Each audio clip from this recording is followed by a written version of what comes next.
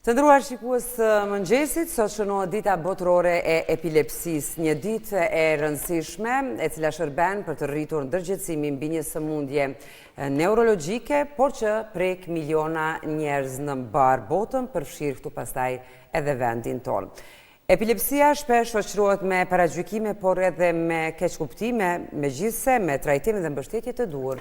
Personat që jetojnë me epilepsi mund të kenë një jetë aktive dhe tërësisht të plot, pra për të folur për epilepsin, për trajtimin, për sfidat dhe rëndësinë e ndërgjegjësimit shoqëror, sot në studio kemi të ftuar neuropsikiatrën Valbona Govori, njerit edhe përfaqësuese shoqatës kundër epilepsisë. Mirëmëngjesi. Mirëmëngjesi. Faleminderit. Mirëmëngjesi, kënaqësi që flasim, doktoresh. Faleminderit. Edhe e di që kemi folur edhe herave të kaluara sigurisht në këtë ditë, edhe kemi diskutuar edhe për, nuk e di, edhe për nivelin e Kosovës, edhe për simptomat, edhe për mënyrën e trajtimit, edhe për atë që tha Fllanca që është shumë e rëndësishme, që personat që mund të jenë të prekur e kanë një jetë normale, apo jo, mund ta bëjnë një jetë normale, por sigurisht duhet të kenë kujdes në disa aspekte. Për shikuesit që gjithmonë kemi shikues të rinj që mund të mos e dinë edhe mund të mos i kenë informacionet e sakta, edhe pse mund të kenë dëgjuar për epilepsinë. Çfarë është epilepsia? Çfarë lloj problematike është? Kjo është edhe qëllimi, po mendoj, absolutisht, i kësaj dite. Shënimit të ditës ndërkombëtare të epilepsisë, sot edhe në Kosovë, domethënë ne i bashkohemi këtij shënimi ditës ndërkombëtare të epilepsisë dhe me një qëllim që me ngritë edhe zërin në mbrojtje të këtyre pacientëve apo si themi njerëzve që jetojnë me epilepsi. Domethënë është një moment edhe ne të veprojmë edhe si institucion, si profesionist edhe në shoqëri, edhe si shoqëri në tërësi. Kjo është edhe qëllimi i këtij. Edhe është një ditë shumë e mirë ku flitet në tërë botën, bile një ditë për këtë çrregullim, i cili është çrregullim kronik neurologjik, i cili karakterizohet me disa zbrazje, me një enorme të këtyre qelizave nervore, me manifestime të ndryshme klinike. Kështu që, domethënë, shpejt paraqitet, shpejt tërhiqet, po ka tendencë edhe të ripërsëritjes. Domethënë, këtu e një karakteristikë që e bën njerin edhe, po mendoj edhe ju, me po një sulm të tillë në një person, po kishte me qenë shumë dramatik për njerëz që... Sidomos për ata që si kanë informacionet për problematikën edhe nuk e din si me reaguar në situata të tilla. Dhe ti bashkohemi kësaj lëvizje, mënyrë që ti ta ngrisim këtë vetdijen publike dhe profesionale, edhe ti njoftojmë, edhe ti tregojmë edhe këtyre njerëzve që jetojnë me epilepsi, se këtu jemi për me ndihmu, ata meritojnë me të vërtet një mirëkuptim, një respekt, sidomos, po mendoj edhe nga profesionistët, por edhe nga institucionet tona, me të vërtet meritojnë një përkraje të madhe, dhe për atë dojmë me ngritë edhe zërin që me tregu se kjo është një çrregullim i cili mund të trajtohet.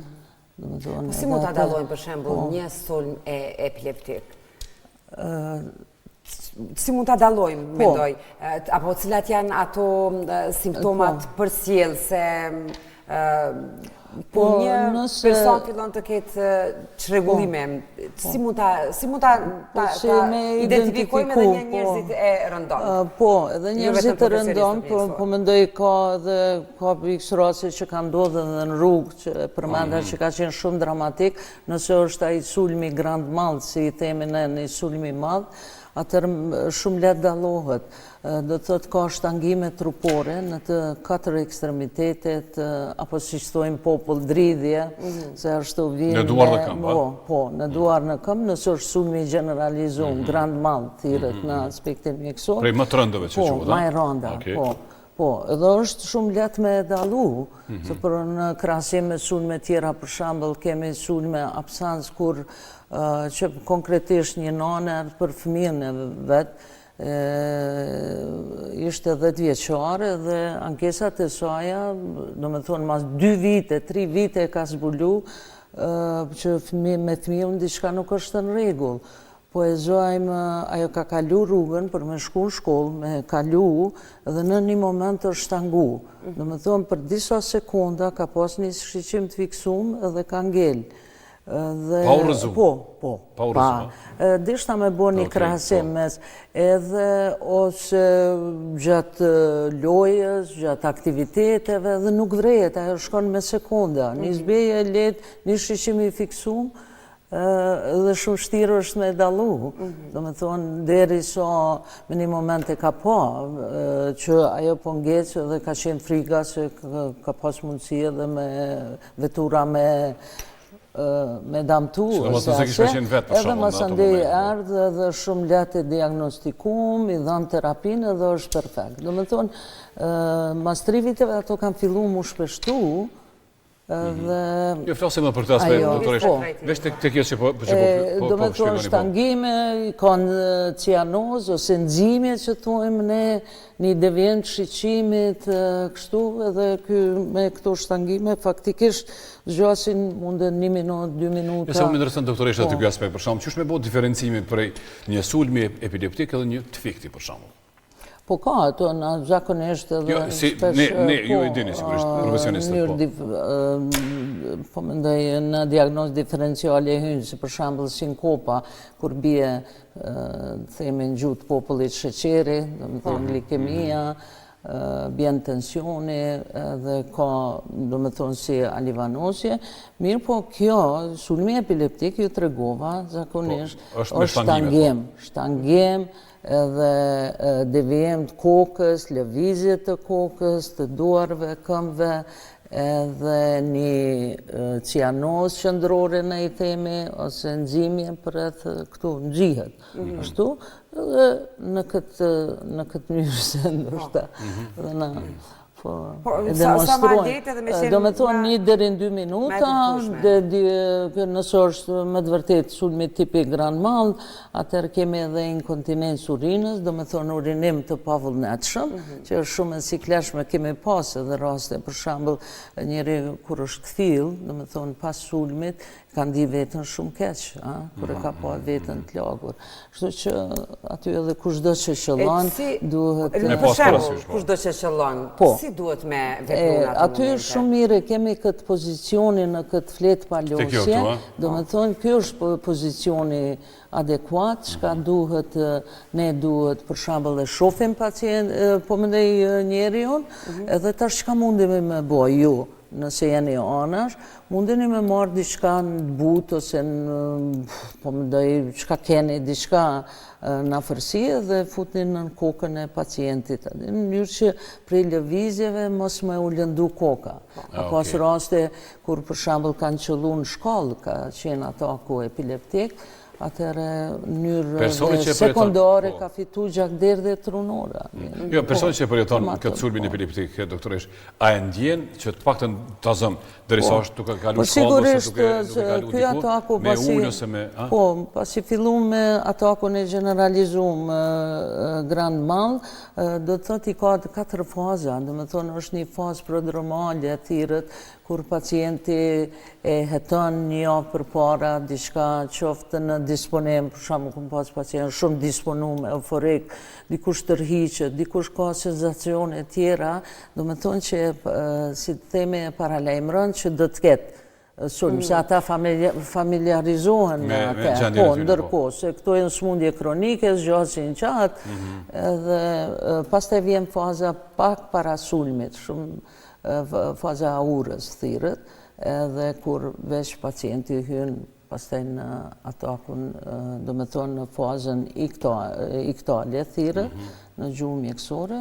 do me thonë kjo faza është që karakterizohet me këto shtangimet, si shtamë trupore, me cianoz, me humbje të tijës. Doktoresh, për shumë, duke bërë diçka një aktivitet dhe papritur ndodhë, ta zëmë, po mendoj, ju thatë duke ecë, po ta zëmë duke e nga makina. Po. Duke ngarë detuar. Po, ajo është, po, kjo është kategori, do me thonë, gjdo kohë, gjdo vend mundet me u paraqit sulmi epileptik.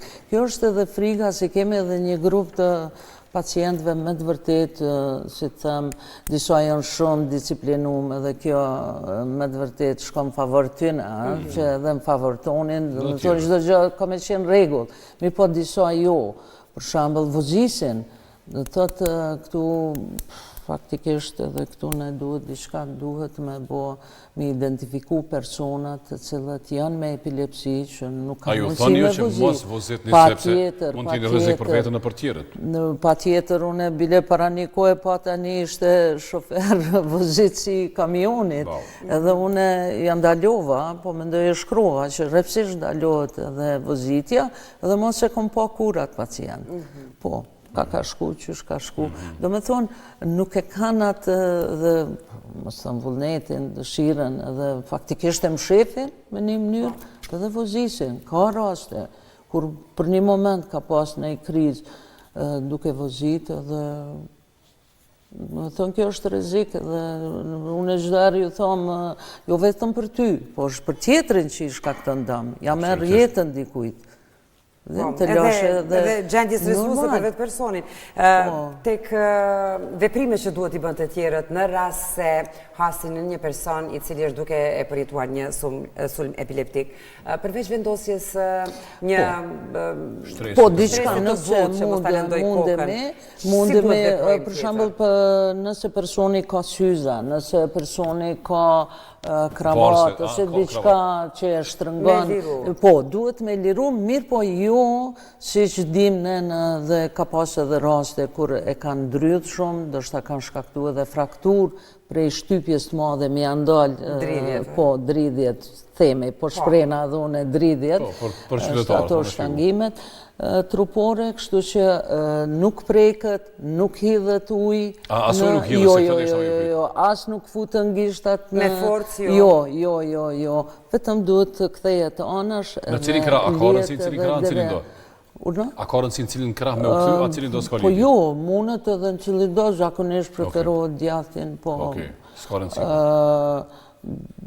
Po mendoj edhe në bazë disa minutave kalon edhe ataku. Sa mund të zgjat një atak i tillë? Po, një atak i tillë zakonisht një deri në 2 minuta, mundet edhe deri në 5 minuta, mirë po që ka do që t'jetë mbi 5 minuta, atëherë me të vërtet, duhet, po mendoj veç është ai risku. A është me vedi doktoresh personi që po e përjeton atakun gjatë asaj kohe, nuk është parë? Jo. Nuk e din çfarë po ndodh. Këto sulme mund të përsëriten? Po, sulmet mundet. Që me thirr për shembull urgjencën ose po, mirë po në këto raste pritet. Kur kalohet sulmi, do me thonë njerëz që e kanë po. Mirë është edhe mos me qenë grumbull, dikush mu interesu se atë rastin që thash me urinim. Adena i shumë keq që kanë di vetën. Shumë keq që kanë di vetën. Kështu që duhet ma pastaj ka mundësi nëse pacienti kthillet, do me thonë kjo është faza veç mas sulmit, po si këtale, atëherë mundime me përcjell, me asje dhe me arë në kontrol të rregullt. Mirë po, nëse vedia veç nuk kthehet edhe mbas 5 minutave, atëherë thirret urgjenca, edhe që është rreziku për me hyrë në një status epileptik, që është shumë gjendje rëndë neurologjike dhe urgjencë. Ajo do të thotë kur përsëritën sulmet, sulm mbas sulmit, dhe nuk kemi, ashtu ma thjesht po e shpjegoj, nuk kemi kthim të vedijes.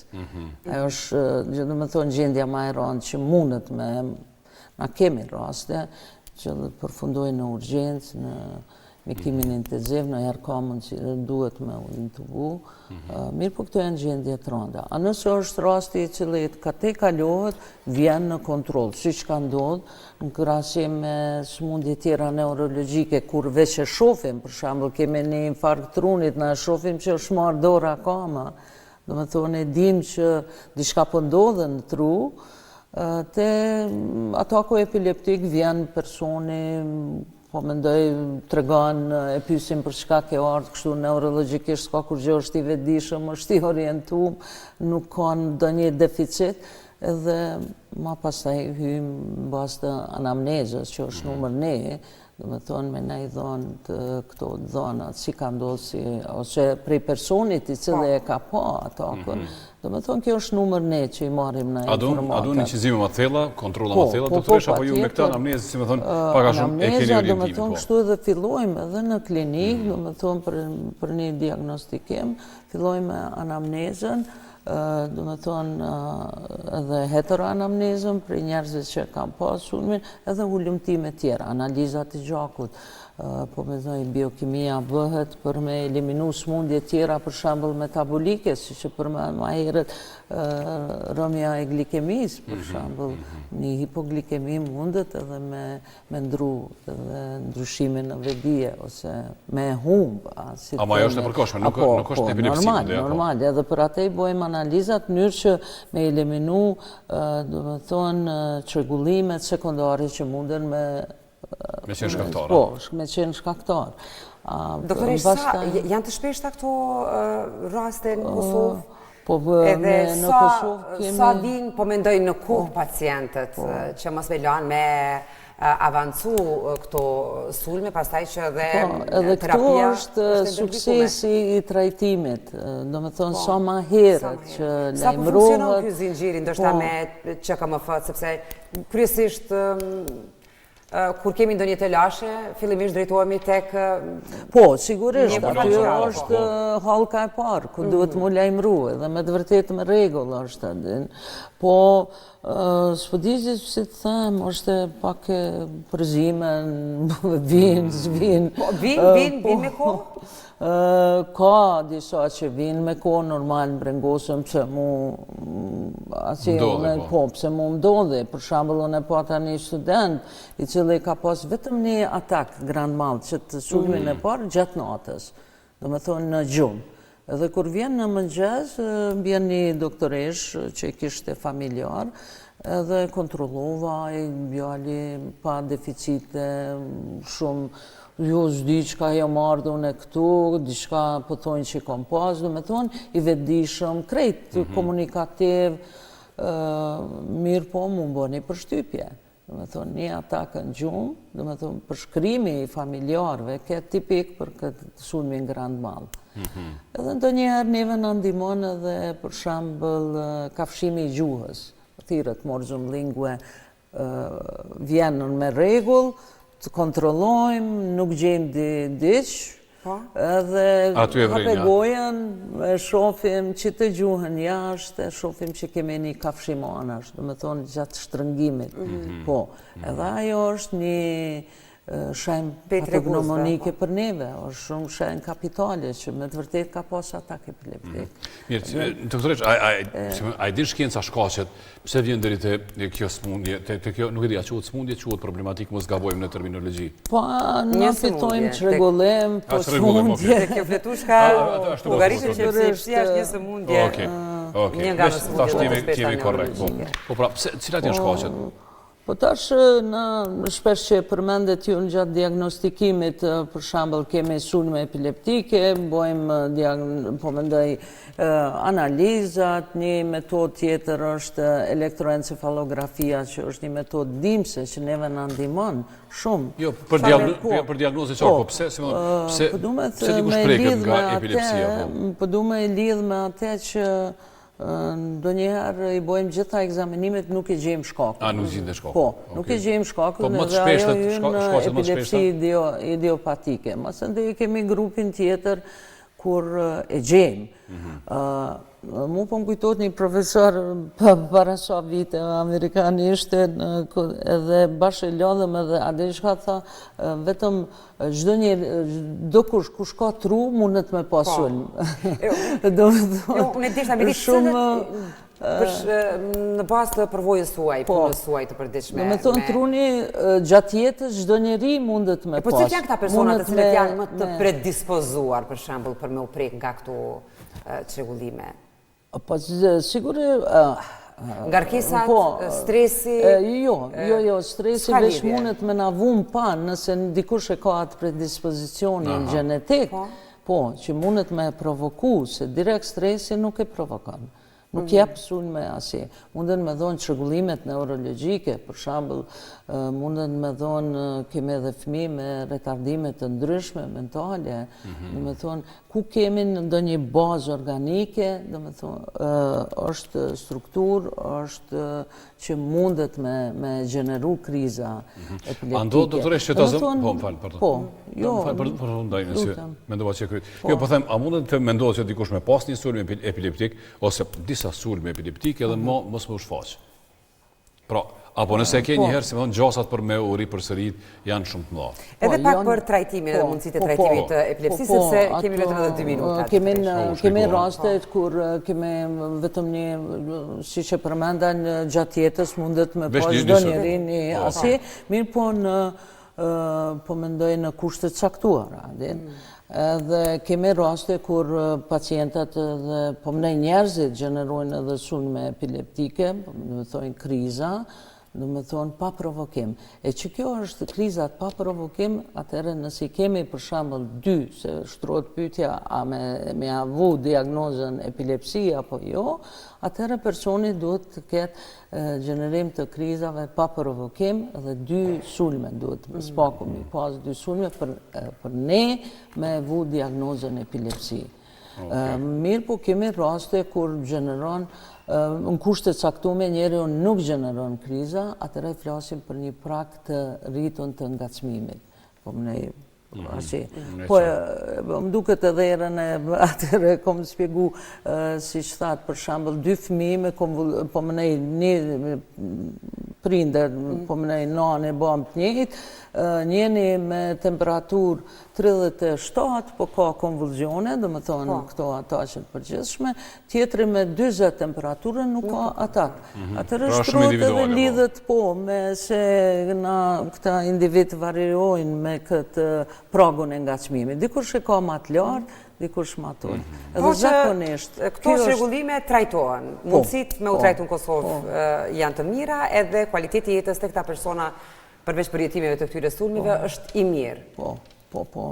Trajtimi me të vërtet mundet mjaft korrekt dhe bëhet edhe në klinikën ku jam une, kemi edhe kolegë tjerë, me të vërtet një staf profesional. Duhet dihet që me këtë smundje miren normal neurolog, po që miren që janë të profilizuar, me thonë quhen epileptolog, nëse mund ta them ashtu, që miren me këtë smundje. Edhe trajtimi është shumë i rëndësishëm, do me thonë të fillohet me kohë. Sa ma herët është më mirë edhe për persona. Edhe ma mirë dhe a i fillon të që ka shumë rëndësi edhe për tjerë që trajtimi fillon me një medikament. Me thonë edhe medikamenti dalë edhe... A juftojmë në njërë tjetër edhe flasëm edhe për trajtimi për shkak të kohës, për ndryshe muhabeti shumë interesant edhe në këshilla shumë të rëndësishëm që i marrëm edhe sot nga ju. Faleminderit shumë për kohën.